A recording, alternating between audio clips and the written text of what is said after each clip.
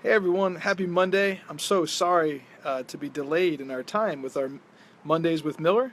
It is 7 p.m. exactly, and I'm in Boone, North Carolina. And if you have not been to Boone, it is a beautiful area this time of year. As you can see behind me, the leaves are definitely different colors than we have in Raleigh, and I've got some beautiful scenic mountain views on the other side of the hotel here.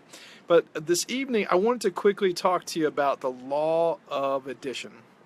And I learned the law of addition the hard way as a principle because what the law of addition says is it's not how far we advance ourselves as leader, it's how far we advance the people around us. And that's critical to really think about. Leadership begins and ends with you, but it has nothing to do with you. Right? It's all about adding value to other people, giving them the opportunity. And no other greater example. Over the last 2 years, I've read a book by Bill Walsh. Well, it's about Bill Walsh. Bill Walsh was the coach of the San Francisco 49ers in the 80s. Maybe one of the most successful football coaches in history in a short time, because he took over a very struggling organization. It was very poor, and he focused on three things: people, priorities, and the performance. And if you look at, I'll share this visual. Bill Walsh, he specifically had 8 assistant coaches under him who turned directly into head coaches. Can you imagine that, being a coach and 8 of your assistant coaches turned into head coaches? And of those 8 assistant coaches who later became head coaches in the NFL, 34 additional coaches from those 8 also took over a team at some point. I mean, amazing law of addition, multiplying what he focused on: people, priorities, and the performance. Critical. So Bill Walsh, his book, I think The Score Takes Care of Itself, is a great read for any leader. But that's a story that really took me through the law of addition. And so you add profits by adding value to others with the law of addition. And it's critical. If you think about any organization, you spend a lot of time in Costco. I have a lot of friends who go to Costco, and I always like asking them, because I know the story of the leader there, about what's so great about Costco. Like, what is it? Why do so many people go? It can't just be because of the incredible value.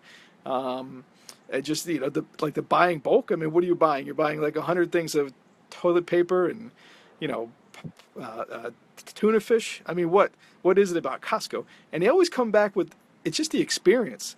Costco, they have a huge understanding of what customer service and adding value to other people are. They actually get paid. Costco employees, take this. If you're an educator, see, we've had a lot of educators on board. They get paid 42% more than their chief rival.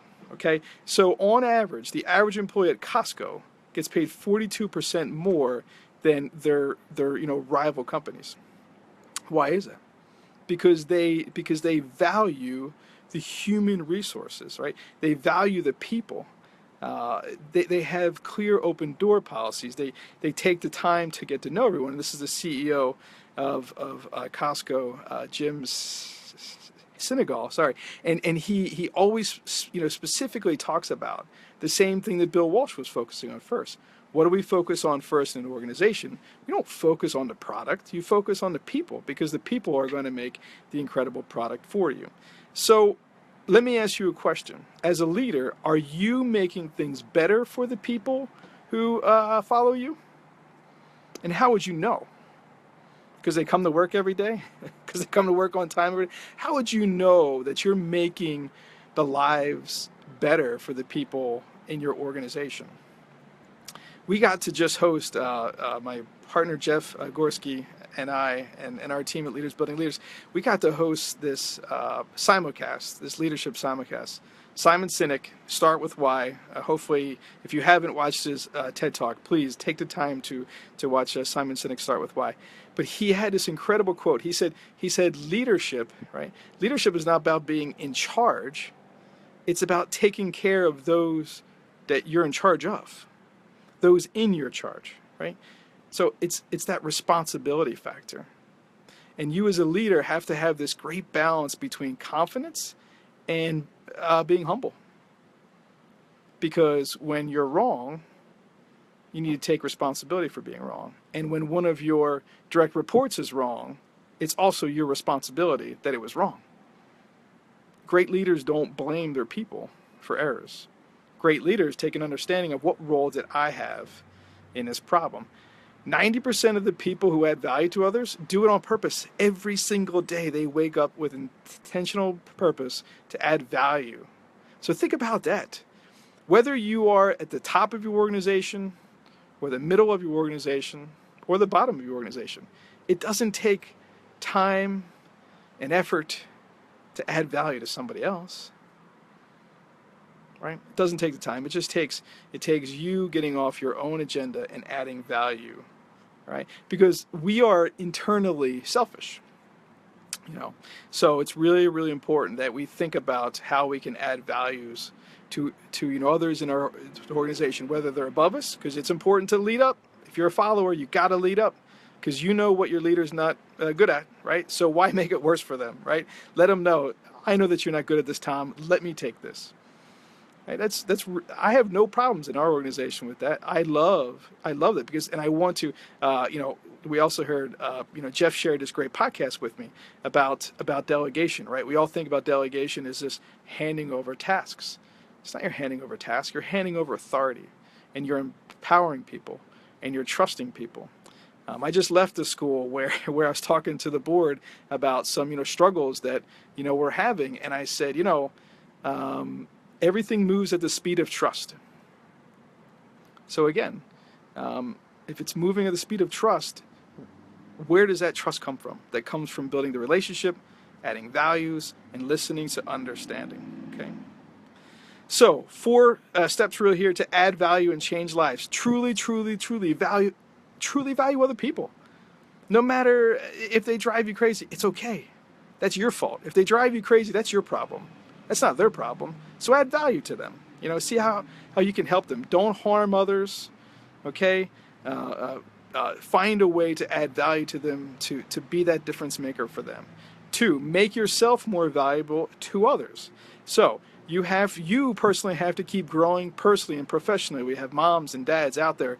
Right now, it's your job, it's your responsibility to be the best parent you can. So you got to keep learning, because no book came with your child, right? No instruction manual came with your child. So it's your job to grow, to learn and grow, so you can continue to add value to those that you're in charge of, right?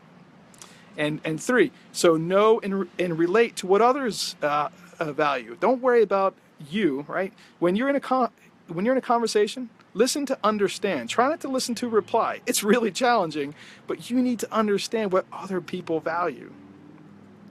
Even if you don't agree with it, okay, you need to understand what other people value. So that way, you can help them, right, by listening, by giving them advice, and you're building trust. And number 4, do the things that God values, right? Always remember the golden rule. This is really challenging for all of us human beings. Is, do unto others as you would have done unto you. If you have nothing nice to say, don't say it at all. And that means in front of them and also behind their back. So here's my challenge. My challenge to you this week is to make a list of the most important people in your life. Okay, see if you can write down what each person values, right? And then write down on a scale of 1 to 10 how you relate to that individual's values. And there's a lot of heated debate with our politics and all these things going. It doesn't matter.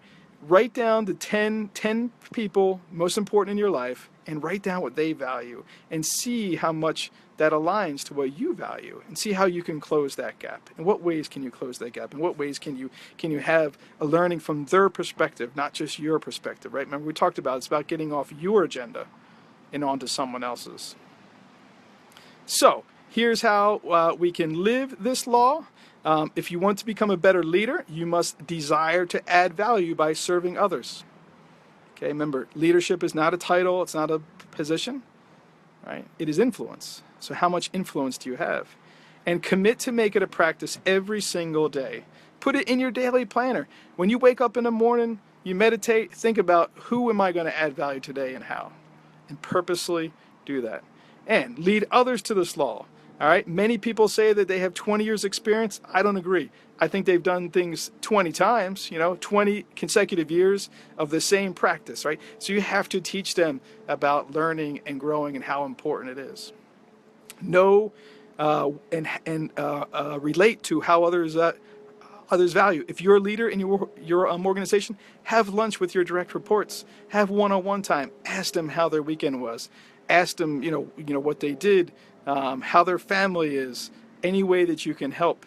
We learned this great podcast with Les Stein. He talked about the commander's notebook that he had on every single one of his Marines. And he constantly wrote down, so he knew exactly what was happening in their lives. He knew exactly how to continue to build his influence, with them, because he took notes, because he was purposeful and he spent time with them. And go the extra mile, right? Go the extra mile. There is no traffic in the extra mile. Zig Ziglar taught us that. It's very, very important to not just do the bottom line in leadership, or the bottom line to help people, or the bottom line to help students. How can you get to the next level? If you're a leader in the law of addition, the attitude of the leader affects the entire office. If you desire to add value by others, you have to serve, right? You have to be in a constant servant leadership. And you will find your people will achieve more, they'll do more, develop more loyalty, and they will have a better time getting things done. And we all know that the culture of the organization is so important. And you drive the culture of a leader. If you walk into a restaurant and you can just stink the culture, like you're just like, oh, this place stinks, I don't blame the waitress, I blame who's in charge. It's the same for a school, it's the same for any organization. You walk in, you can just feel that there's like a tension. That's a leader's responsibility to change that culture. All right? And that would be the power of addition, the law of addition. And I hope you've enjoyed this. I hope I put one, golden nugget, and I challenge you, make that list, write down what they value, and start to purposely, begin to add value in their lives, relate more to what they value, and I guarantee you will increase your influence over others. Have a great night, everybody. Be safe.